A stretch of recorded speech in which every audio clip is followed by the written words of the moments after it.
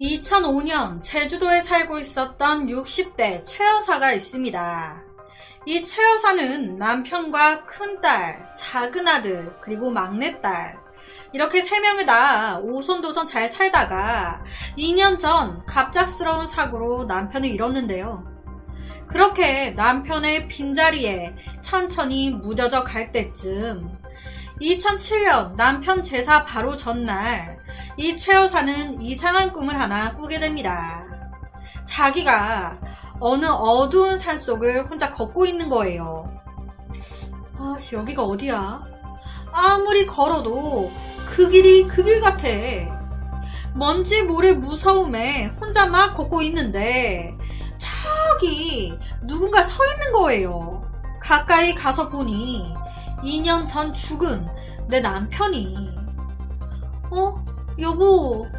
그런데 남편 표정이 너무 안 좋은 거예요. 약간 슬퍼 보이는 것 같기도 하고 걱정하는 것 같이 보이기도 하고. 그리고 바로 꿈에서 깬 겁니다. 너무 찜찜한 꿈이었다 보니 다음날 큰딸하며 둘째 아들 내외 그리고 막내딸까지 다 왔을 때 이 어머니 최 여사는 이 꿈 얘기를 하게 됩니다. 글쎄 너희 아버지가 너무 안 좋은 표정으로 꿈에 나오셨어. 나쁜 일이 생기려는 건 아닌지 괜시레 신경 쓰이네.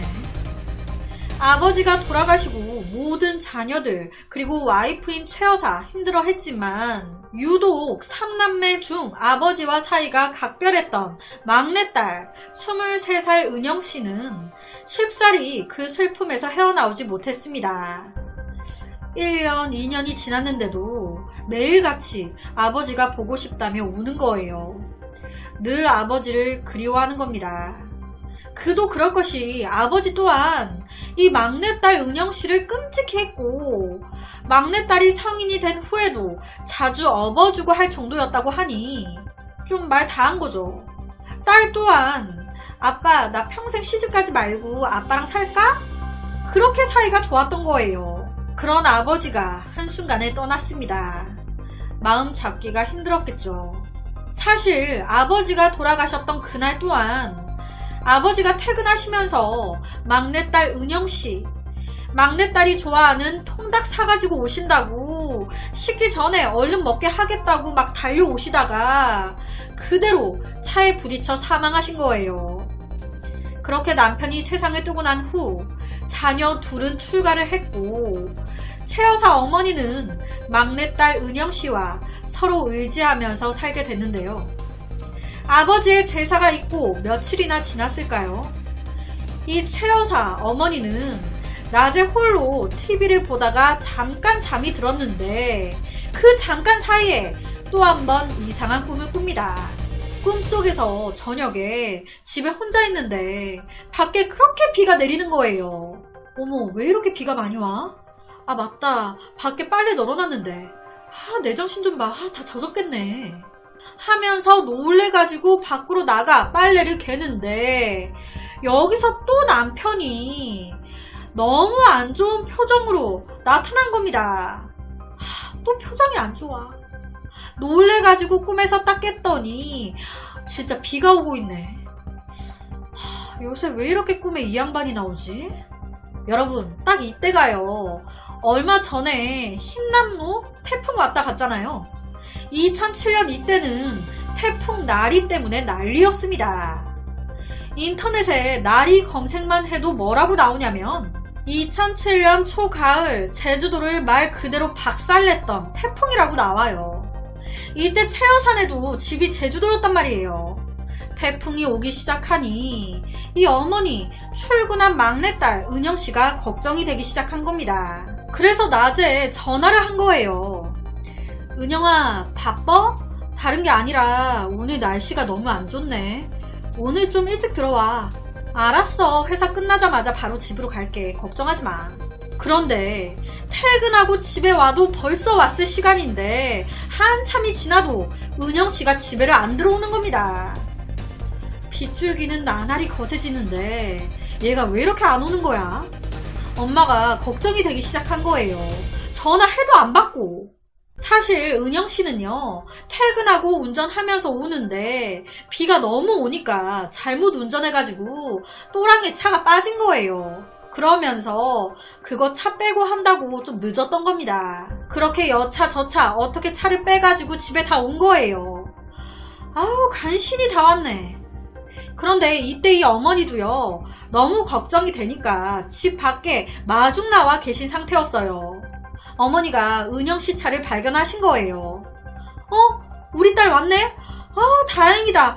은영아, 왜 이렇게 늦었어? 엄마, 오다가 사고 날 뻔했어. 얼른 갈게, 기다려.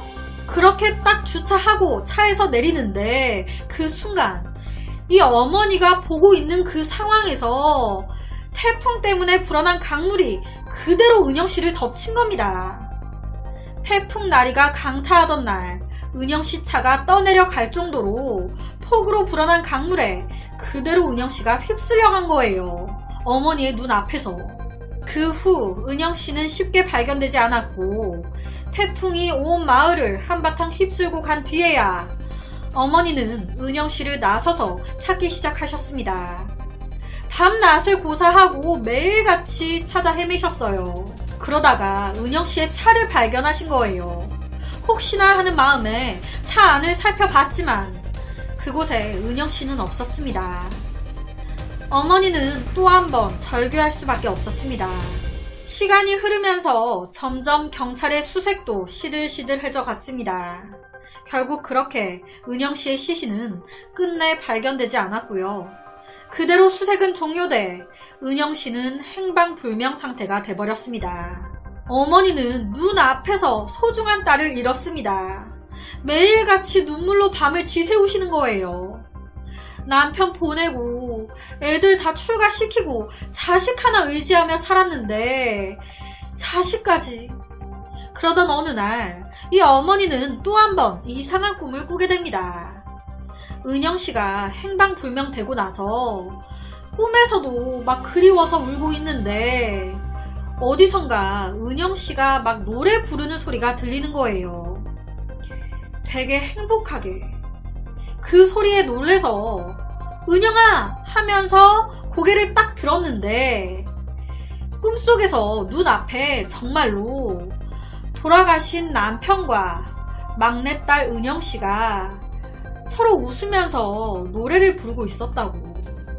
은영씨가 아빠 등에 엎여서 두 사람 다 너무 행복한 표정으로 그렇게 이제 행복해 보이는 모습으로 그런 꿈을 꾸신 거예요. 그리고 이 꿈 얘기를 남은 두 자녀들에게도 하게 되는데 이때 둘째 아들이 이런 얘기를 합니다. 엄마, 말이 나와서 하는 얘긴데 태풍으로 산소들도 많이 떠내려 갔다는데 우리도 아버지 산소에 한번 가봐야 되는 거 아니에요? 그래서 태풍 나리가 휩쓸고 간 뒤 가족들이 아버지 산소를 찾게 된 겁니다. 다행히도 아버지 산소는 멀쩡하네. 그런데 아버지 산소 뒤쪽에 뭔가 있는 거예요. 와, 설마. 아버지 산소 뒤쪽에 그렇게 찾아 헤맸던 몇 개월 동안 찾지 못했었던 은영씨의 시신이, 놀랍게도 은영씨의 시신이 돌아가신 아버지의 무덤에서 발견된 겁니다. 살아서도 지 아버지 그렇게 좋아하더니만 죽는 것도 지 아버지 곁에서 죽었구나. 그렇게 아버지의 곁에서 딸 은영씨의 시신이 발견되면서 무사히 딸의 장례식을 치를 수가 있었는데요. 태풍으로 실종된 한 여성의 시신이 자신의 아버지 무덤에서 발견된 이 사건은요, 실제 있었던 사건입니다. 옆에 분이 실제 제보자이신데 TV에 나오실 때는 모자이크가 안 돼 있었는데 제가 따로 한 거고요. 이분의 인터뷰 내용을 그대로 말씀드리면 저희 친척분 중에 한 분이 제주도에서 태풍 나리가 왔을 때 딸을 잃게 됐는데 물살에 떠내려가는 바람에 시체도 찾지 못했었습니다. 그런데 꿈에 자꾸만 그 딸과 그 전에 죽은 남편이 나타나서 남편의 무덤을 찾아갔는데 놀랍게도 그곳에 딸의 시신이 떠내려와 있었다고 합니다. 라고 인터뷰를 하셨어요. 실종된 딸의 시신이 본인의 아버지 묘에서 발견될 가능성이 얼마나 되겠습니까?